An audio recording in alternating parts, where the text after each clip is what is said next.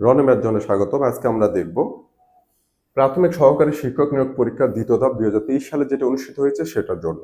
আমার ক্লাসগুলো এরকম থাকবে, আপনারা পুরো ক্লাসটা দেখলে বুঝতে পারবেন এখান থেকে আপনারা কতটুকু উপকৃত হতে পারবেন। আমি চেষ্টা করব এই কোশ্চেনটা যেটা আছে এখানে শুধু কর্ণ বের করতে বলছে, তা আমরা একটা বর্গক্ষেত্রে একটা বাহু দেওয়া থাকলে আমি কর্ণ বের করতে পারি, পরিসীমা বের করতে পারি এবং ক্ষেত্রফল বের করতে পারি। আমরা এখানে তিনটায় দেখাবো। আমার লক্ষ্য শুধু এই কোশ্চেনটা সমাধান করা নয়, বর্গক্ষেত্র নিয়ে আরো কি কি হতে পারে সেটা দেবো, যাতে করে আপনি একটা ক্লাসে বর্গক্ষেত্রটা কভার হয়ে যায় আপনাদের জন্য। তো শুরু করা যাক। এখানে দেয়া আছে একটা বর্গক্ষেত্র। আচ্ছা, আমি যদি বর্গক্ষেত্রটা এইভাবে যদি আঁকি, এটা হচ্ছে আমার বর্গক্ষেত্র। তো আমরা জানি বর্গক্ষেত্রের জন্য কি হয়, চারটা বাহুই সমান হয়ে যায়। তাহলে এই বর্গক্ষেত্রে চারটা কোণ সমকোণ 90 ডিগ্রি করে। তাহলে এই বর্গক্ষেত্রে এটা কি কর্ণ, আমাদের কর্ণটা চাচ্ছে।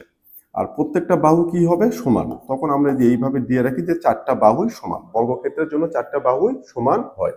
এই বর্গক্ষেত্রের একটা বাহুকে এ যদি ধরি, তাহলে আমরা কর্ণর যে সূত্র আছে বর্গক্ষেত্রের, কর্ণ সমান আমরা লিখি √2a। এই √2a হলো সূত্র।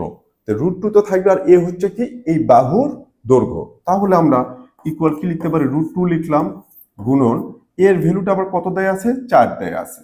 কত, 4। বাহুর দৈর্ঘ্য কত দেয়া আছে, এই যে 4, এটা হচ্ছে আমার এর ভ্যালু। তাহলে কি লিখবো আমি, 4√2। এটা হলো আমার আনসার। এই যে 4√2 গ হবে এটার আনসার। অঙ্ক শেষ এই অঙ্কটা। কিন্তু এই যে চারটা বাহু আছে এই বর্গক্ষেত্রের জন্য, এই চারটা বাহুর এখন আমরা দেখব পরিসীমা। পরিসীমা মানেটা কি, ধরেন যে আপনাদের এইরকম একটা বাউন্ডারির জমি আছে, সেটা কি বর্গাকার, চতুর্পাশে আমি ওয়াল দেব। এই দেওয়ালটাকে বলা হচ্ছে পরিসীমা, যে চতুর্পাশে বাউন্ডারি দেব। তাহলে আমার কি হবে, এখানে একটা এ আছে, এটার দৈর্ঘ্য এ, এটার দৈর্ঘ্য এ, এটার দৈর্ঘ্য এ।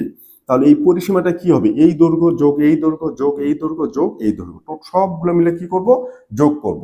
অঙ্ক কিন্তু আমার এটা শেষ। আমি এখান থেকে এই কোশ্চেনটাতে যদি পরিসীমা দেয়া চাইতো তখন কি হতো, তাহলে পরিসীমা সমান আমরা কি লিখব, পরিসীমা সমান আমরা জানি এ যোগ চারপাশে বাউন্ডারি, এ যোগ এ। এটা অ্যাকচুয়ালি কি হয়, 4a।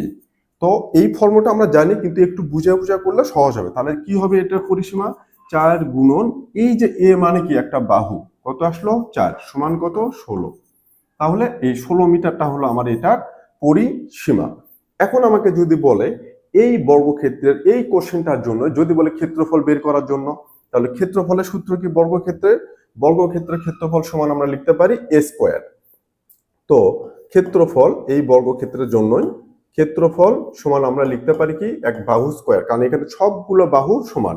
আমি যদি এই বর্গক্ষেত্রটাকে একটা আয়তক্ষেত্রের মতো চিন্তা করি, দৈর্ঘ্য গুণন প্রস্থ, দৈর্ঘ্য যা প্রস্থও তাই, সমান কি হবে a স্কয়ার। সমান আমি এখান থেকে কি লিখতে পারবো, বাহু কত 4, 4-এর উপর স্কয়ার সমান কত, 4×4 = 16 মিটার স্কয়ার তখন হবে, কারণ এই স্কয়ার মানে এ মানে হচ্ছে মিটার, মিটার 4 মিটার গুণন 4 মিটার। এই জন্য বর্গক্ষেত্রের বাহুর বর্গক্ষেত্রটির ক্ষেত্রফল হবে 16 মিটার স্কয়ার। এখানে 4 মিটার গুণন 4 মিটার হবে, 4 মিটার দুইবার গুণ হবে।